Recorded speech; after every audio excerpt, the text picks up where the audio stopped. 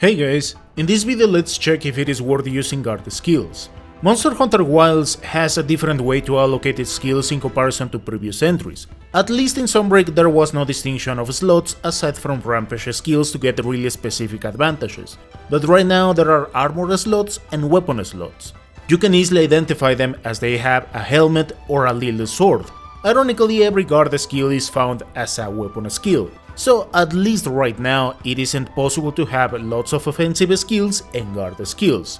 This got me thinking, hey, there are weapons like the SNS, Great Sword, Charge Blade, weapons that do not necessarily need guard, offensive guard, and so on, if you take on an offensive approach.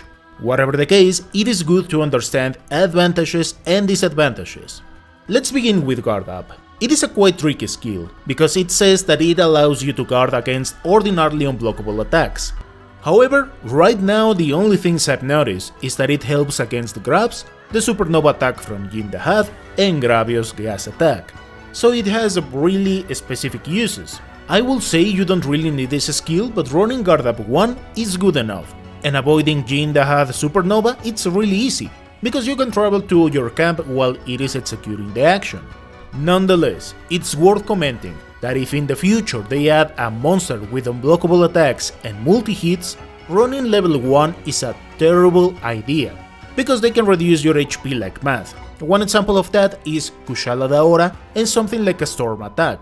Under those specific circumstances, it is better if you let it hit you, as you are going to receive less damage. At the end of the day, it is quite tricky to get what is an unblockable attack until you find yourself in one of those moments. The next skill, Guard, it's a must under really specific circumstances, because weapons like the lance have no real way to retreat. Now this skill says that it reduces the impact and stamina consumption. Unfortunately, the training room is not the best option to completely test this skill, because everything is going to depend from the strength of the impact. If you don't use guard, a strong hit will push your character back, but you can use guard dash to partially reduce the impact. At least in the training room, even if you don't have guard, you can negate getting pushed, and when you add one guard point, you will be able to counter if you're not pushed back. This behavior can be extrapolated to every other shield or weapon able to block an attack, and when it starts to become noticeable is when something hits like a truck. In this case, adding an unblockable attack and no guard skills will get pushed back quite far. In this second example, I am running 2 guard points, and yep, there is a noticeable difference. Of course, if we add the third guard point, we are not pushed so far. By this point, it's worth mentioning that there are other factors like position and the particular hitbox used in the attack. If you get really close to the monster while they are executing a strong hit, you can negate the whole pushing effect. Nonetheless, if the hit somehow connects with your back, you won't be able to block it. And last but not least, offensive guard.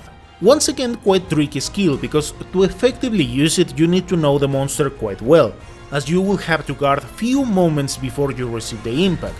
But between affinity and pure raw damage, it's better if you focus on critical hits, as they increase your damage 25% in comparison to 15% out of offensive guard. Now, if your build has a good affinity, and you still have the chance to add other offensive skills, it might seem like offensive guard does a good work, at least if you just look at the numbers.